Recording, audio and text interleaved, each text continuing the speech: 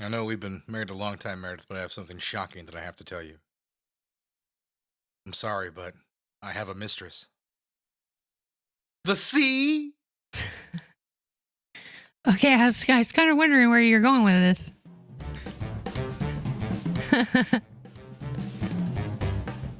I couldn't help but represent my favorite crazy line in this crazy movie. Hello, everybody. Welcome to Gritty Reboot, live from the Prodeo here in Texas. I'm Pedro. And I'm Meredith. And today we are presenting the adventures of one Poseidon and his mighty cruise ship that loves to cruise the oceans upside down. So, I wouldn't say it loved. well, I To mean, cruise it's done upside it at down. least 3 times that we can count. I mean, unless it loves killing a bunch of people. I think it does love killing a bunch of people. I think that's what the Poseidon ship gets off on. Because we have, there's The 2 Poseidon reboots, should there's have only been one a we're covering. curse. What? The Poseidon should have been a curse. Yeah, I suppose so, yeah. I Just like suppose Ghost so. Ship. Just like Ghost Ship, yeah. That's what it needs, a little touch of Ghost Ship. Yeah, I needed some Ghost Ship. So, as you might have guessed, today we are going to be covering the 1972 classic Poseidon Adventure, or 73? 72. 72. That's right. It came out at the end of 72, highest grossing film of 73. I think it comes out December, right? Oh, I have no idea. Yeah, I think it released the very end of the year. Because I think that's one of the things that kept confusing me in my research. I was like, everything, all the accolades are for 73, even it came out in 72. But it was released in December. Well, remember the same thing about Avatar? Like this year, that movie came out in December. So, of course, all the box office records are going to be going mostly towards 2023. And that's just how it goes with big December releases. Titanic was similar. I think the very first Avatar was that way as well. But I can't remember offhand. How did this movie get made? Well, this is a very different time in Hollywood. So this movie comes out in 72. So it goes into production around 1970. 1970, the big hit movie was Airport. And this sort of popularized this disaster genre for adults, basically. And so this movie got put into production and greenlit off the strength of that one. And off the success of this movie, as I mentioned previously, the Poseidon Adventure would end up becoming the highest grossing movie of that year. We would get Earthquake and The Towering Inferno, which a lot of people think is the crowning achievement. Yeah, I was kind of wondering where the Towering Inferno falls in this. Those movies come after. I think Towering Inferno is 74. Because I want you to know, I mean, we're at 2 eras touching right now. Because in 1974, The Towering Inferno is going to come out and be a big hit. In 1975, Jaws is going to drop. And then in 77, Star Wars.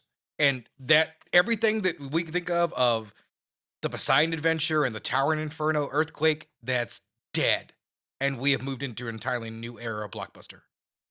And so this is where those 2 eras, this is the very tail end of basically Hollywood making blockbusters for adults. After this, most movies would be aimed at kids and trying to sell toys. Yeah. And that's one of the things, what's the legacy of, what Spielberg and Lucas and those guys brought to the blockbuster and how it changed. And, we'll talk about that a little bit more when we get into the reboot, how attitudes have changed towards a film of this nature and the kind of prestige and budget that it might be able to find itself in. Because this certainly was a very large budget production. Interesting. We have a radar target on the port bow. Ladies and gentlemen, your attention, please. It is exactly 50 seconds. Leslie Nielsen's the man.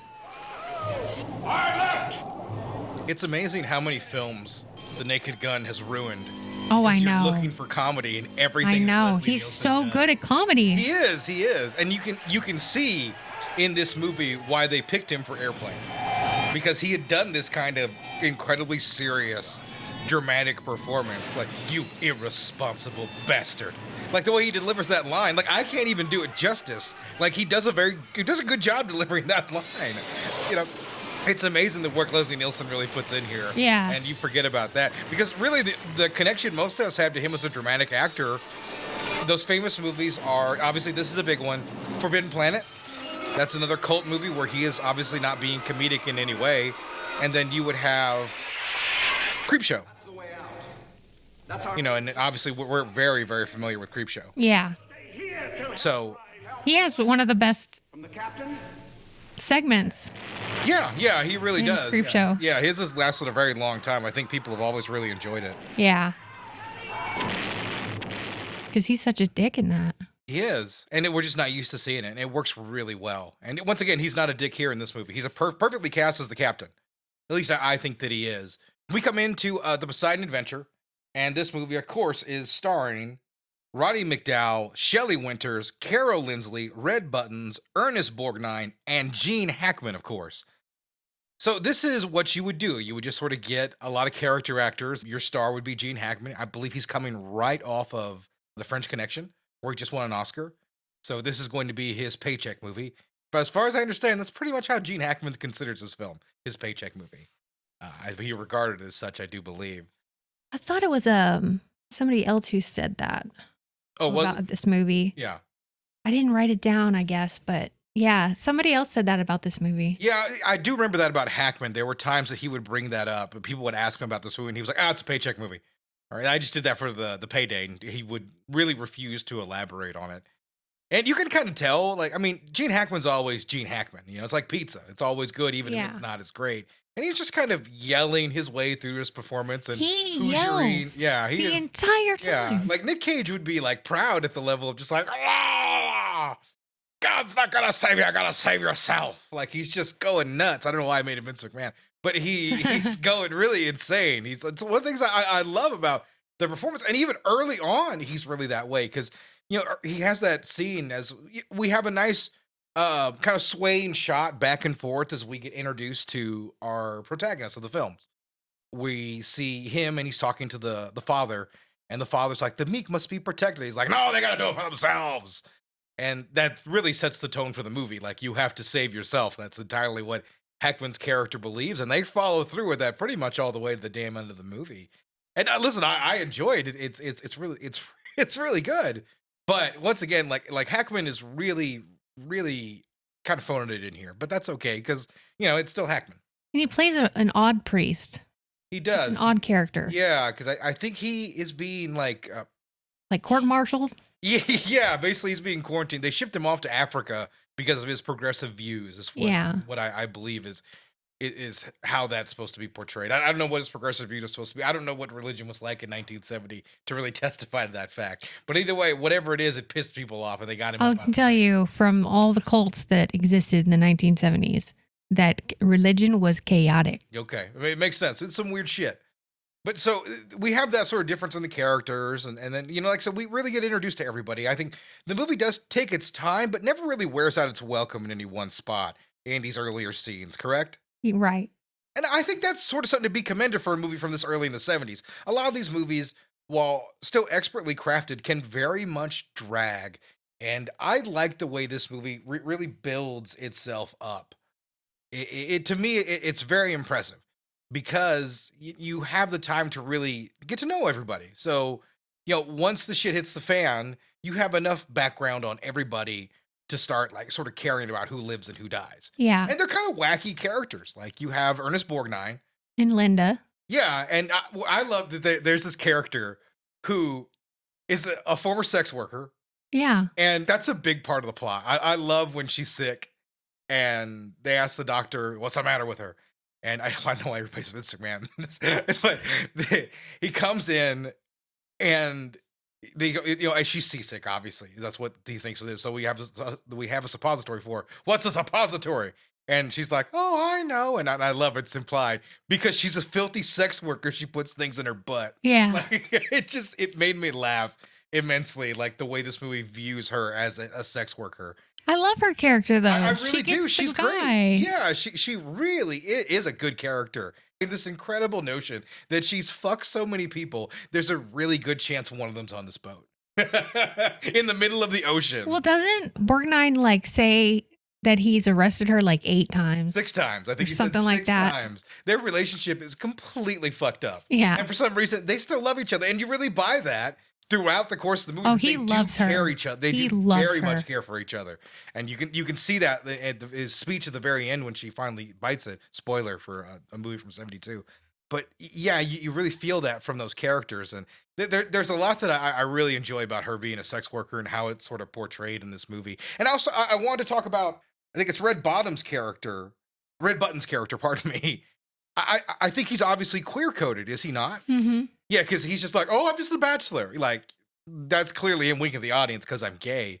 And I find it so strange, like later in the on, he's so creepy with the singer Yeah. whose brother is died.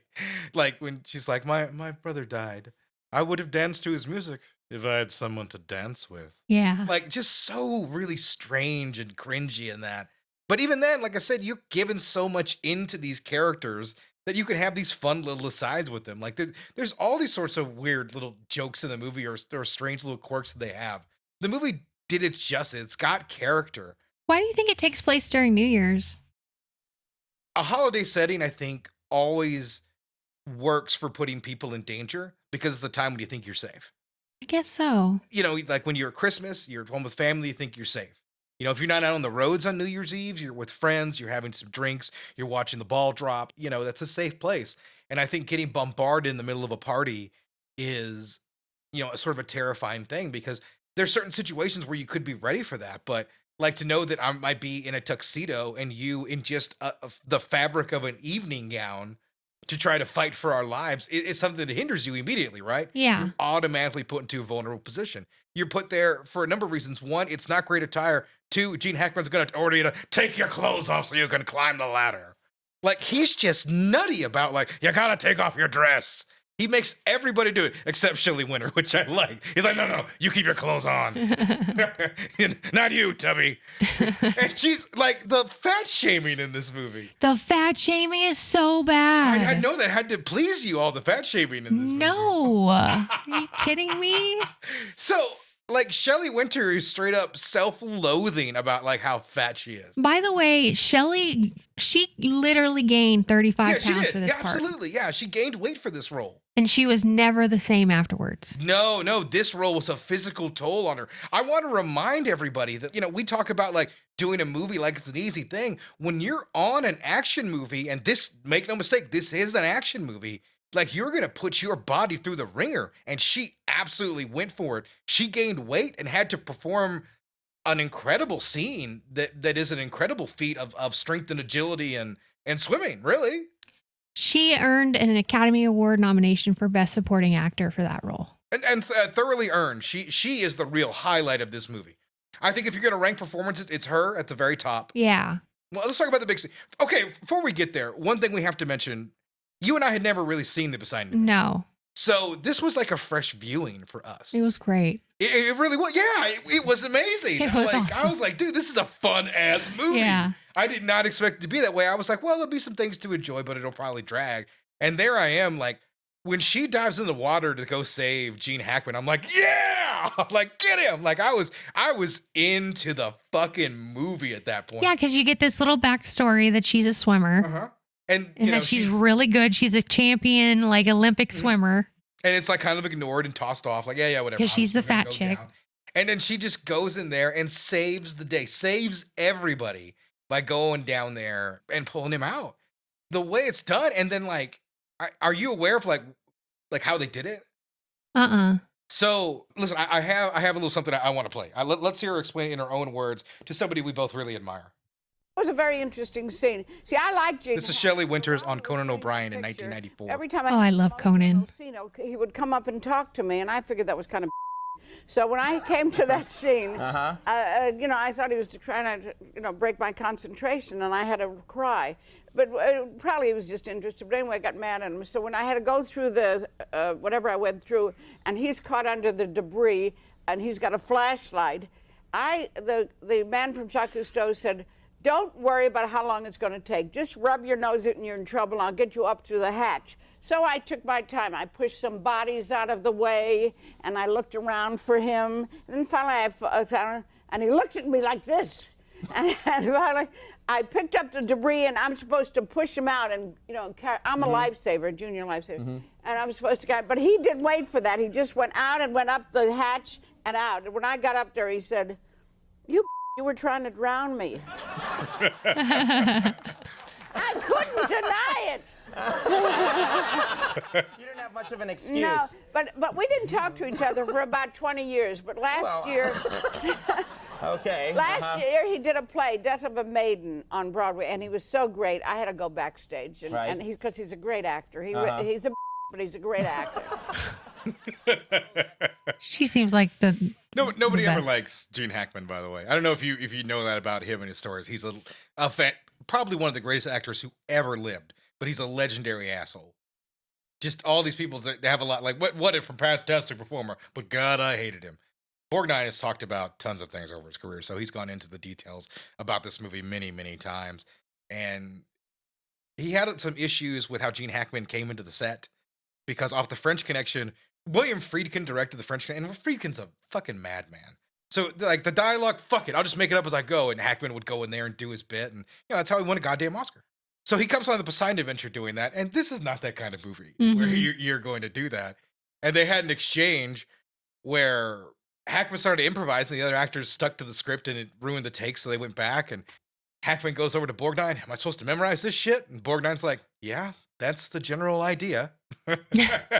They didn't really get along, but he still said, well, he's a wonderful guy. Borgnine's a nice person, a fantastic actor, tons of range, and an avid masturbator. Oh. Yeah, he was on an interview. That's a weird fact. He was on an interview like 4 or 5 years ago when he was 91, and it might have been longer. But he was 91 years old, and they were asking, like, what's the secret to long life? He's like, oh, I can't say it. He's like, come on, tell us. He's like, I masturbate a lot. Wow. It's such a great clip. I should have clipped that, but it's so funny. But yeah, Borgnine's a great dude. We should do a podcast all day on the greatest performances of Ernest Borgnine. Yeah. But hey, maybe one day we will. Kale's Navy. Yeah, I wouldn't put that. But sure, we can talk about that too. There's a lot of really fantastic things in the movie. What stuck out to you as, I think, the biggest surprise? What was your biggest surprise watching this movie? I think the character work. Yeah. The character work in this movie is phenomenal.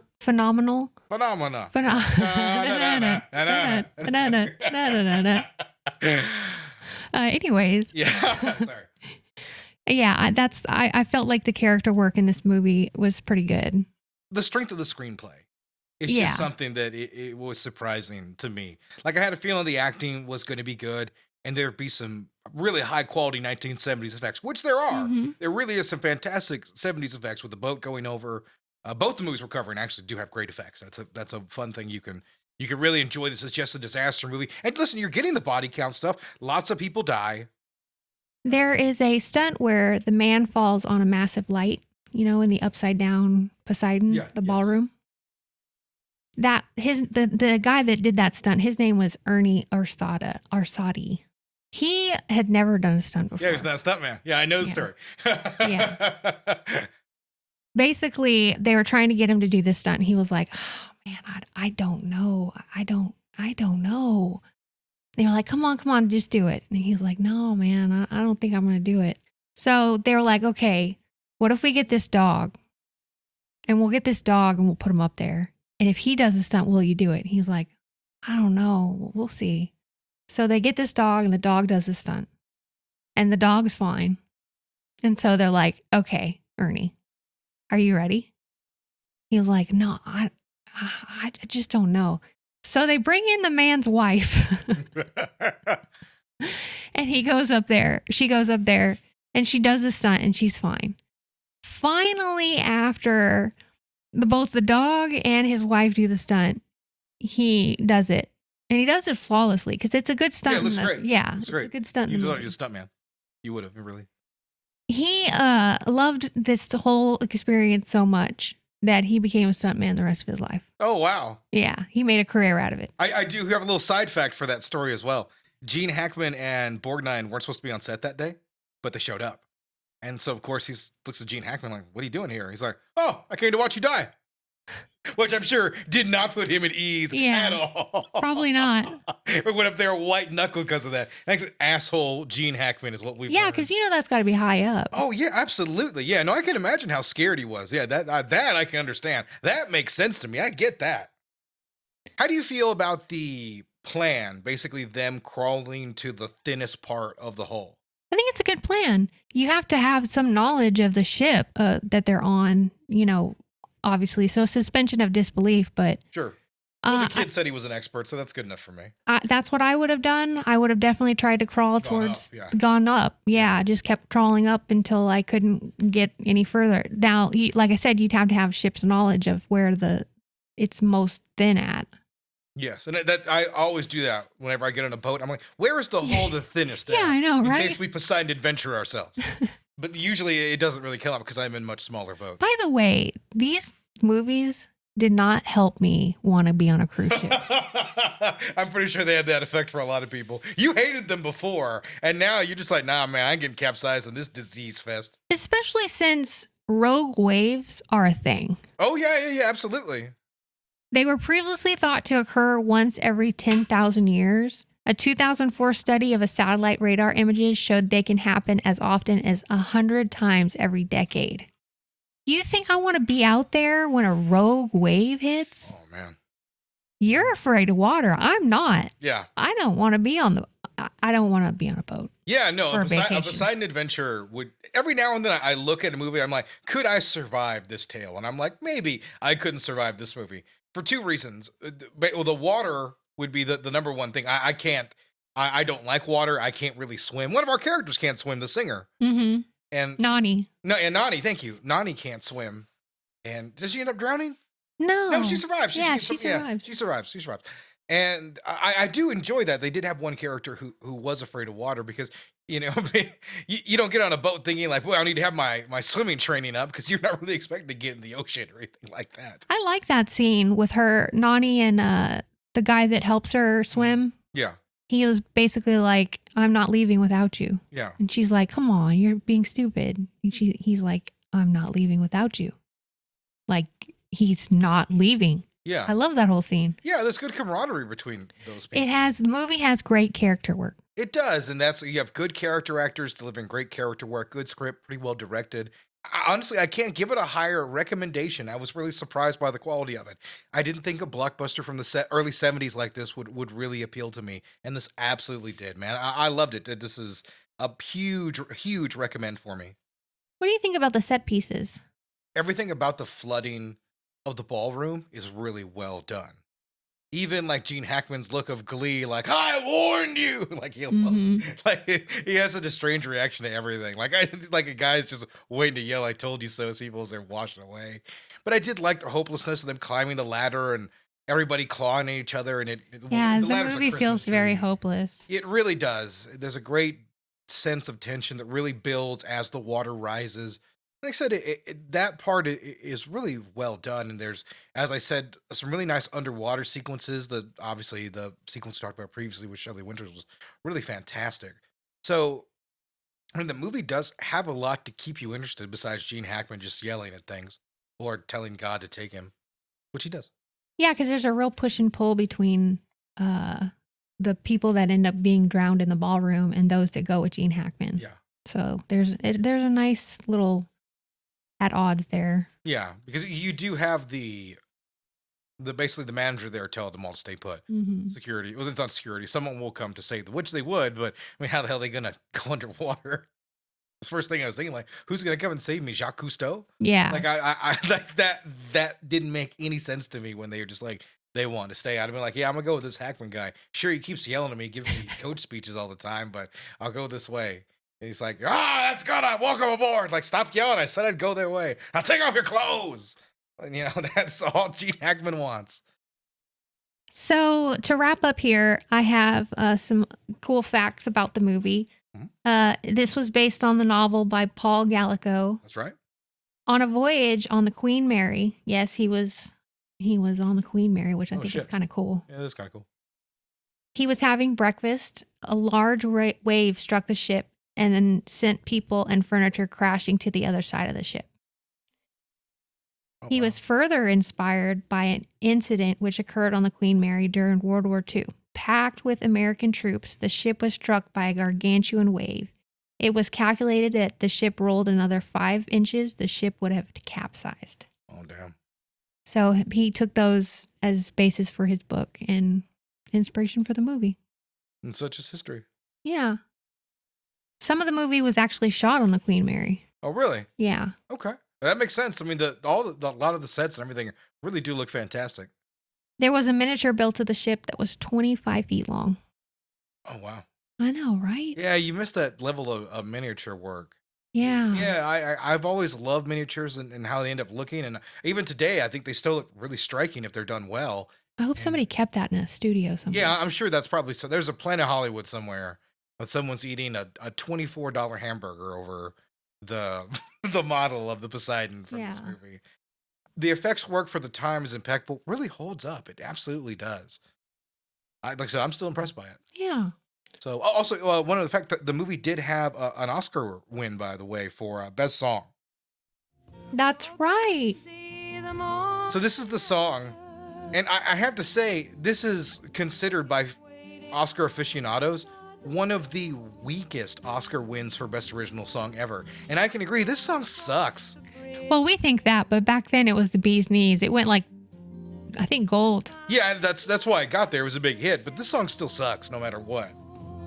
Yeah, I agree. Yeah, like this is one of the weakest like original songs you could write in a movie. Like it's fine, I suppose, but it's really weird this netted them an Academy Award. By the way, the movie budget was $4.7 million, box office $125 million. That's a massive change in profit. Talk about a box office. Yeah, that's huge. That really is. That's a ton of cash coming in. Yeah.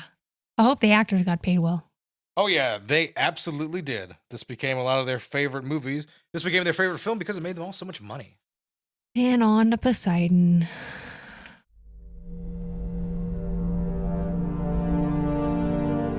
Poseidon was the god of the sea. What better way to celebrate the birth of a new year than born on the back of the old fellow himself? Do you feel that? Something's off.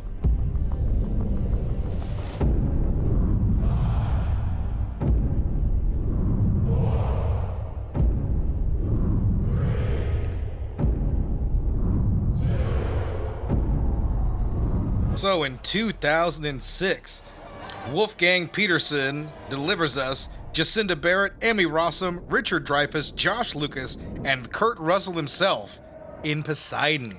Kurt fucking Russell. Yeah, so we get this retread.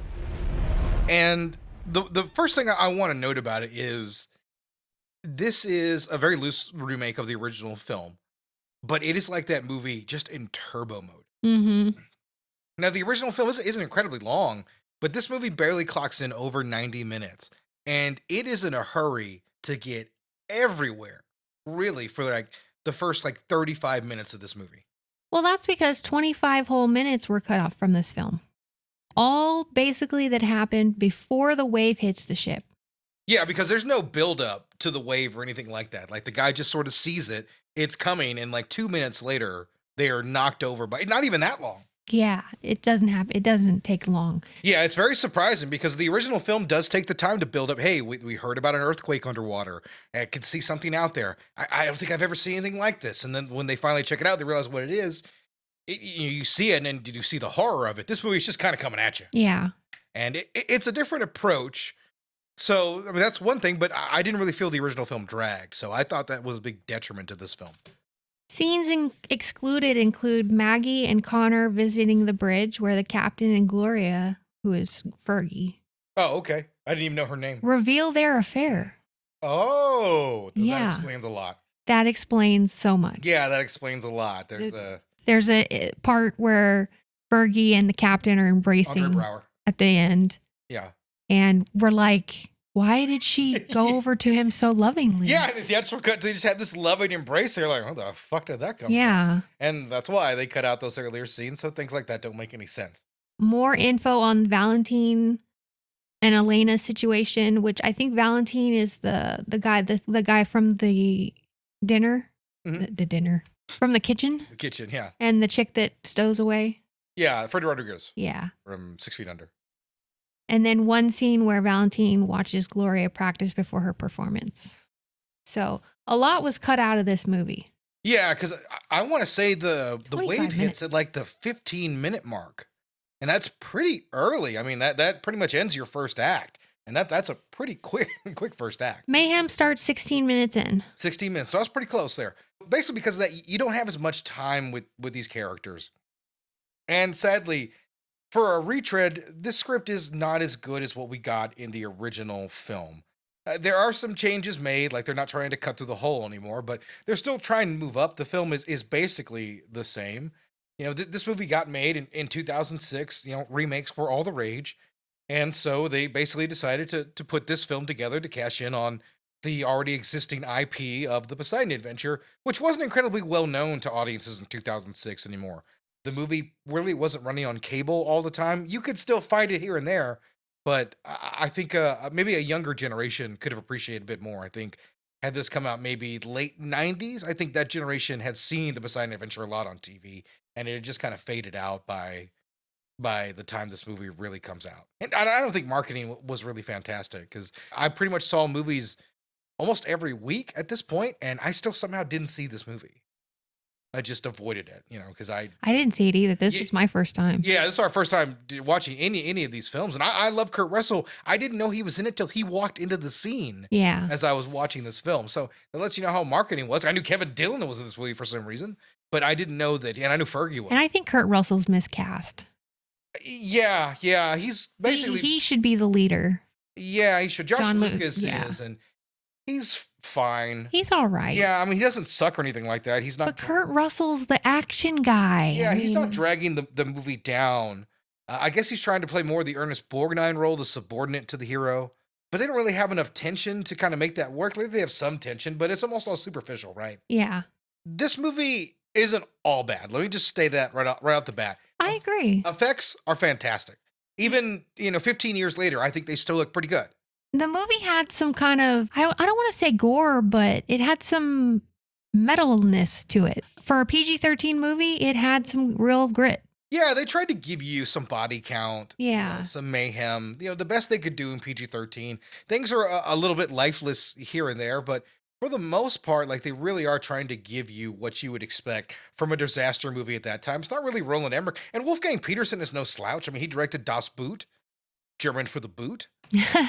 He's a really fantastic director. I think he made one of our favorite movies in The Line of Fire.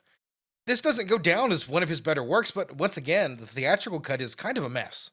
So that is one thing that's a big detriment to this movie, to sort of get it to move faster. I don't really know what it could have been with the actual proper character development that was supposed to be in this movie, because it's such a rush that nobody really matters in the movie unless you know them from previous work. What do you think about the movie's pace? It runs along pretty well till it doesn't.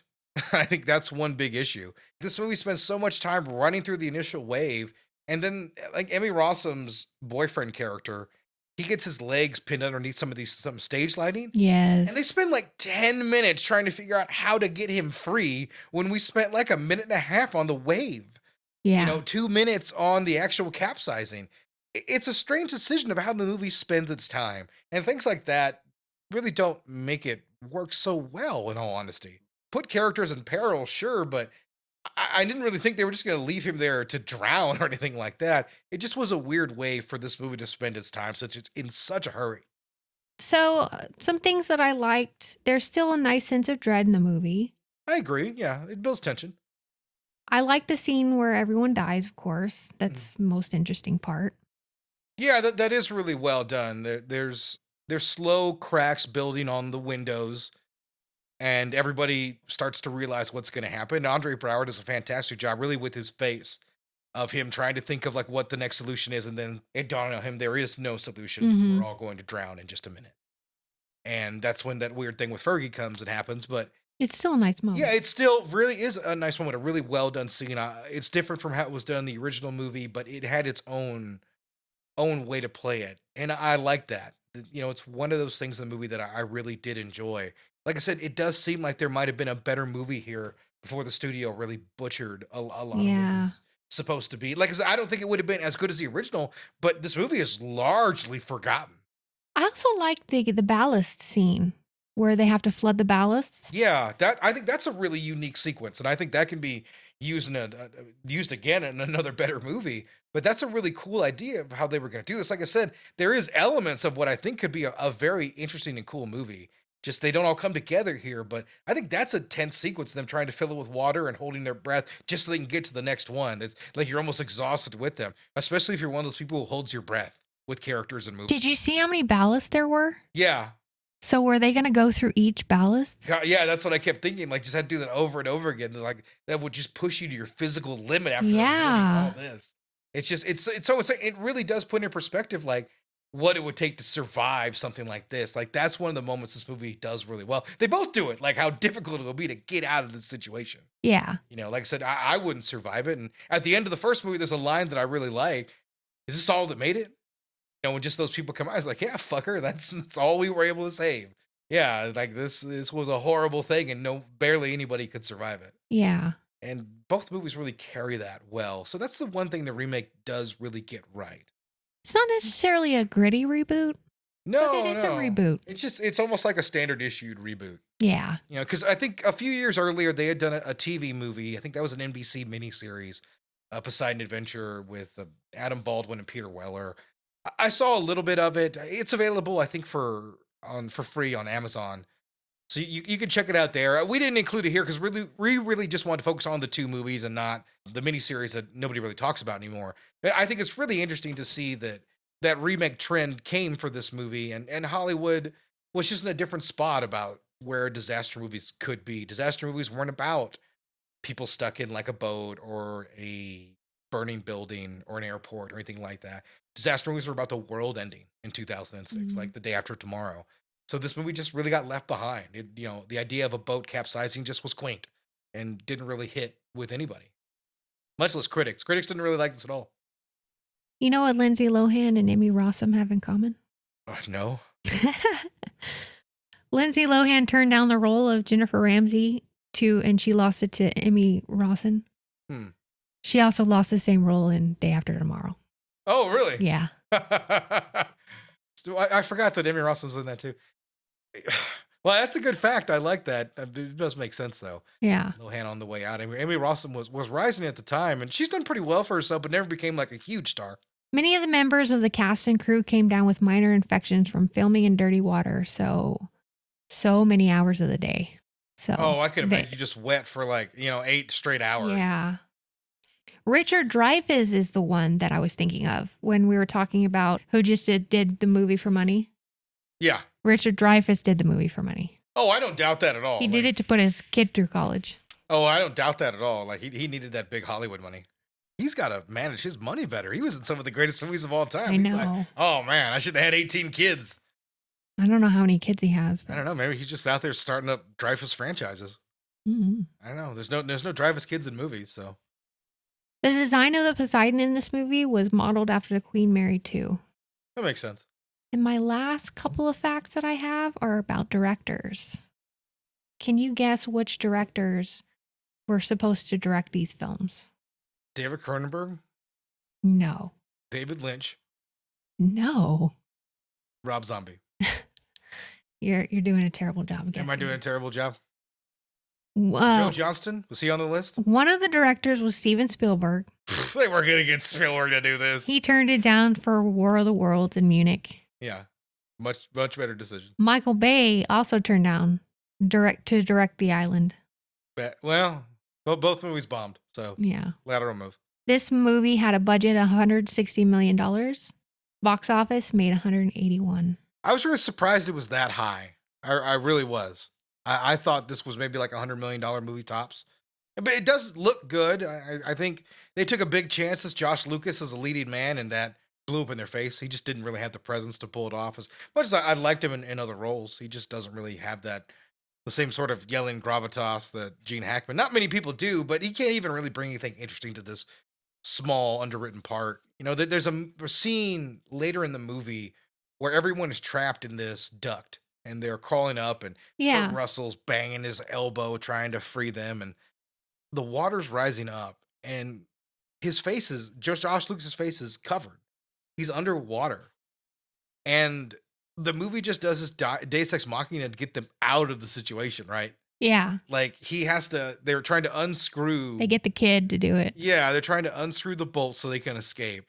And he pulls out one, his head is underwater, and then they just cut to the kid pulling the other screw out, and then they're all safe. And I was like, whoa, you just can't do that kind of time cut. when a character is like drowning underwater, that's a big deal. You just can't say, and then he got out of there dramatically. Like he had to work his way over slowly and unscrew. You try to unscrew anything from like that lower Yeah. angle, do it quickly. With but a Josh kid, Lucas's nonetheless. life on the line. Maybe being held by Kurt Russell would help me. Maybe it would just help me in general. Kurt Russell, give me a hug, please. Is there anything else that you want to say about this movie? Because, I mean, we didn't talk too much about it, but there wasn't too much to say. Yeah. It didn't add anything to... It's sort of a forgettable remake. Yeah. So it's not recommended. Just watch the original film. This is, like I said, forgotten to time for a reason.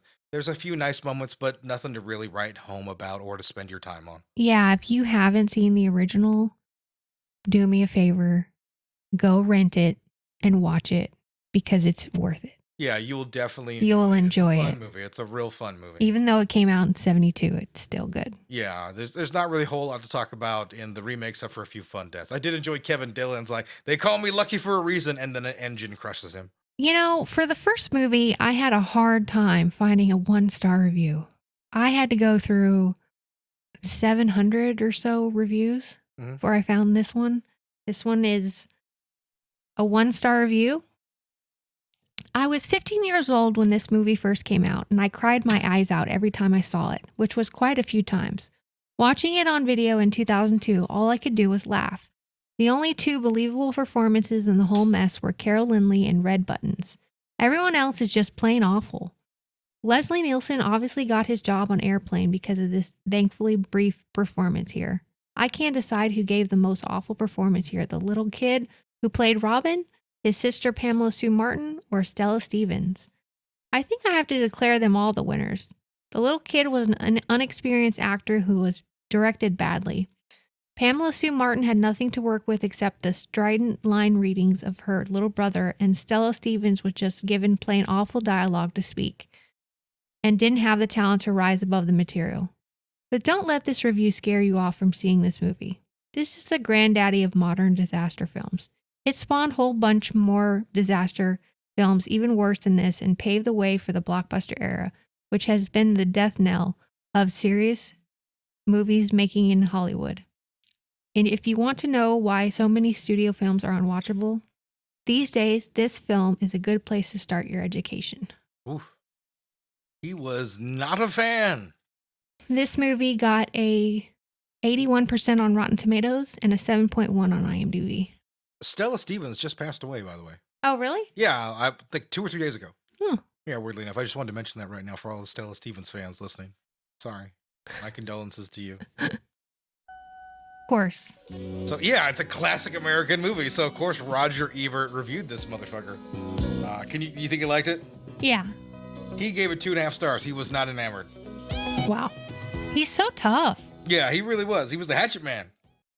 Roger Ebert says, right after Airport came out, somebody suggested a low-budget remake named Carport.